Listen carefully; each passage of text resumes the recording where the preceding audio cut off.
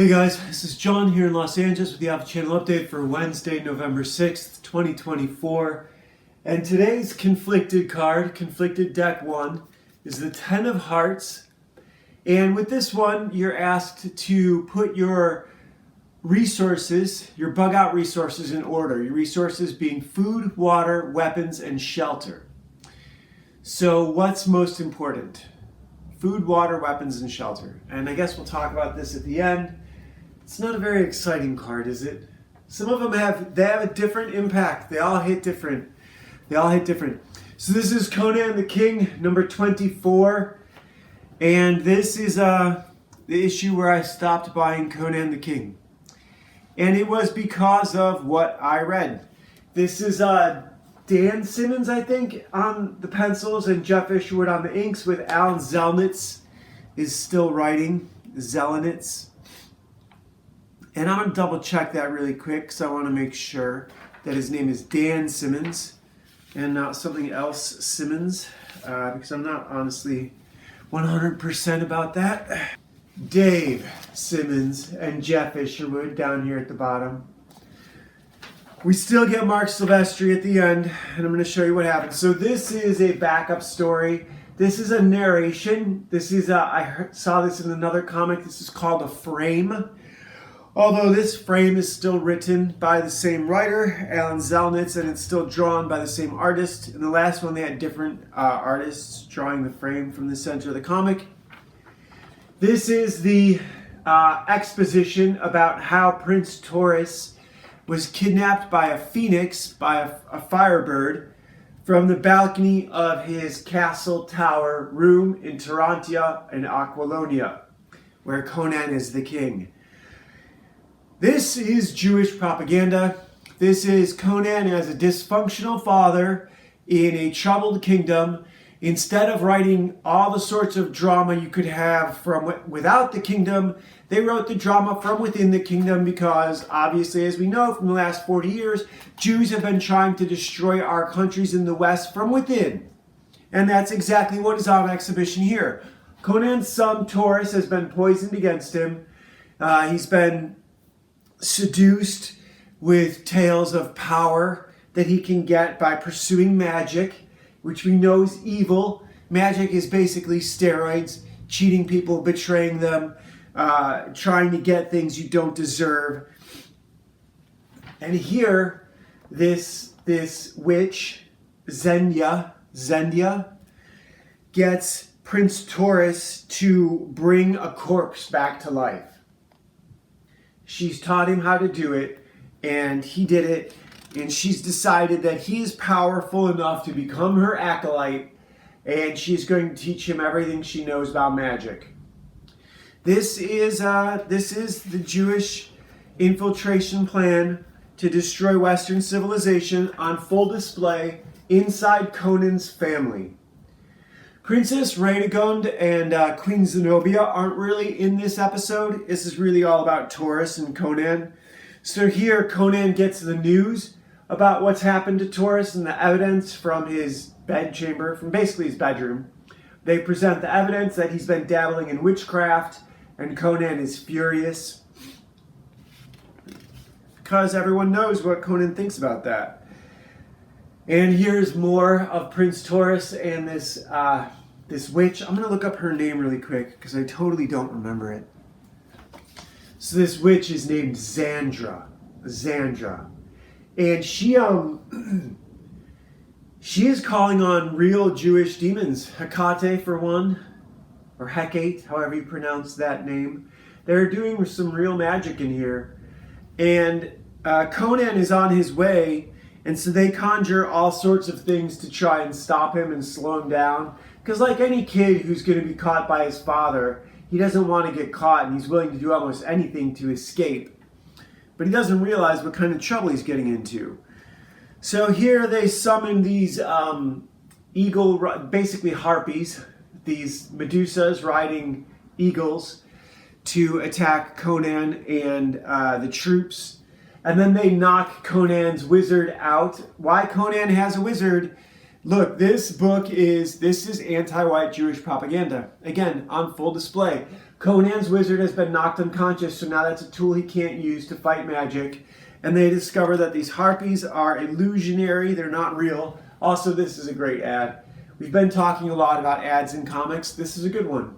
This is a good one. I don't know that this would have made me buy the comic, but this is the kind of ad you want to see in a comic. You can see the other artwork. It's not nonsense. It's not tiny little script. Here we get massive panels from Dave Simmons and Jeff Isherwood. I do love how this issue is drawn, regardless of the fact that I have serious issues with the subject matter. This is anti-white propaganda, and I'm going to call it out wherever I see it. Now we know just what kind of enemies Jews are. So here Conan's wizard wakes up and banishes the phantoms, the illusions that his men were fighting, that are designed to lead men into exhaustion and madness. And then, now that he's awake, he can follow the trail by moonlight that Prince Taurus was flown over. So I suppose that's a plot hole, but magic, what are the limitations of magic? Just what the writer and the artist can draw. Here we have Witch Xandra and Prince Taurus coming up with another solution because Conan and his soldiers have gotten past the illusions, so they have to come up with something else. And they send, massive storms against Conan and his black dragons, which slow them down for a while and make things difficult, but they're certainly not going to stop them. And then even we get this bit where one of Conan's soldiers, the ground is collapsing from underneath of him, and Conan dives off of his own horse to rescue the man. And that is as bad as it gets for the storms. So they make it past the storms. And now what other magics do Xandra and Prince Taurus have to throw at them to delay their approach? Because what are they going to do? They're not going to kill them. And Conan's not going to turn back. So they turn Prince Taurus into a goat. This is satanic. This is Jewish propaganda. This is why they need to be driven out of our society. They cannot be in our society. This is as big a crime. Well, this is not as big a crime as the tranny thing. But that's Jewish-driven. Homosexuality is Jewish-driven.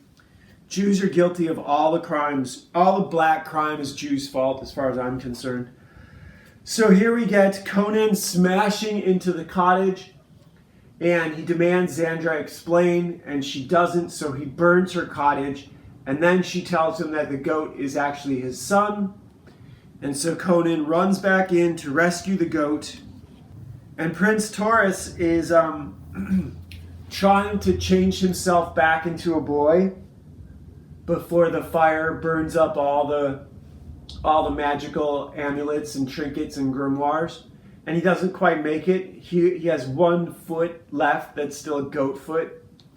This is anti-white humiliation, to do this to Conan's son. Conan's wizard explains that there's not really anything he can do, and that blah, blah, blah. So here, Xandra, now that Xandra's cottage and all her magical charms and spells and everything have burned, her grimoires, she kind of goes a little nuts, and she ends up just like kneeling in the dirt outside of her cottage, and they leave her there.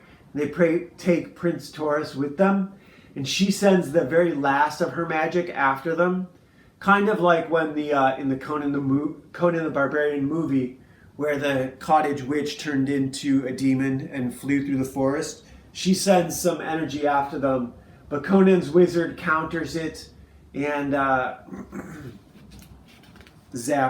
literally zaps it.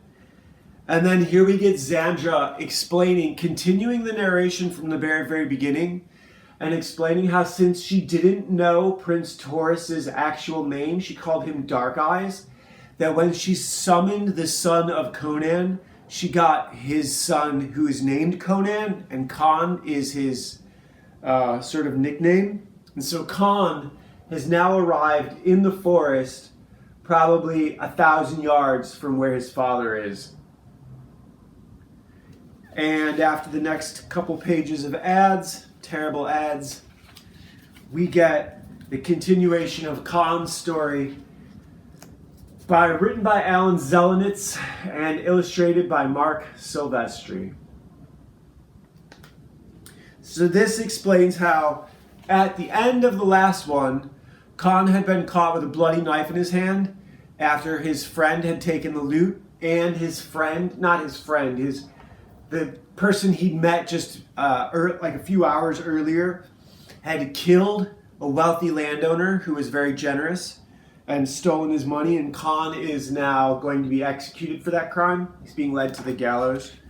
And this is a very long, this is the second page of Conan being led up to the gallows. Now we already know what happens, right? We know he gets teleported out.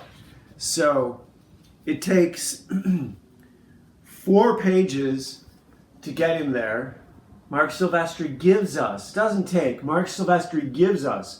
4 pages, or drags out, or Marvel commissioned 4 pages of Prince Conan being led up to the gallows as an anti-white propaganda humiliation ritual. That's what this is. 6 pages, anti-white humiliation ritual of watching Prince Conan, a younger version of Conan, be executed. That's what this is. Yeah, it's a story, but it's still humiliation magic. That's what it is. And now we can see it for what it is. And so here, as the rope snaps, he gets teleported to the forests of Apollonia. And even then, it's not a happy ending, right? So even though he gets teleported into the forest, right, Zandra explains what she's done and where he is and how he got there. And he immediately goes running off to find his father and his brother. The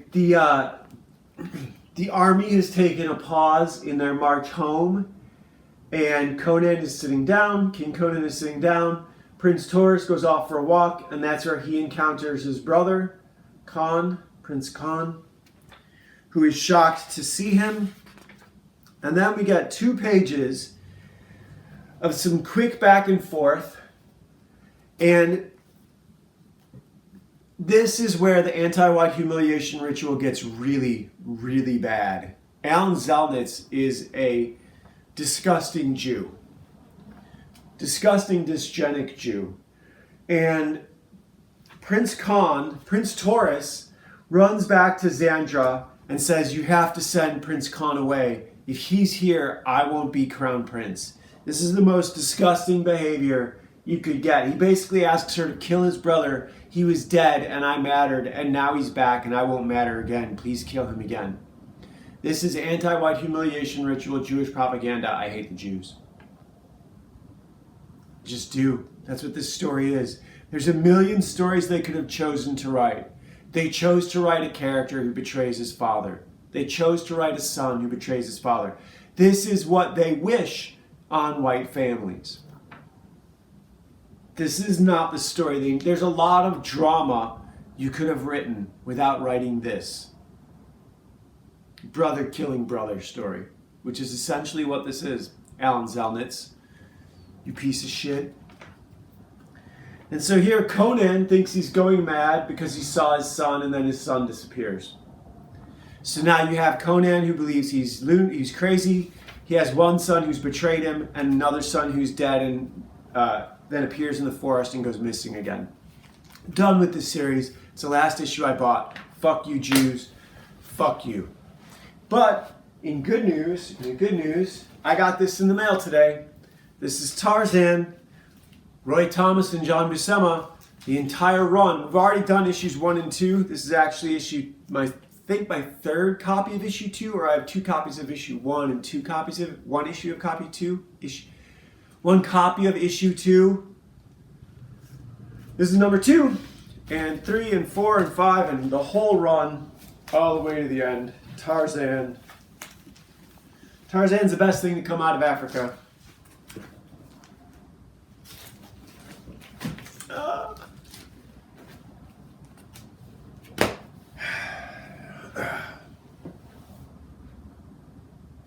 So yeah, I'm a little pissed today. I suppose I should be happier considering Trump won last night. What's most important? Food, water, weapons, shelter. You can't take shelter with you is a trick question. See you guys tomorrow.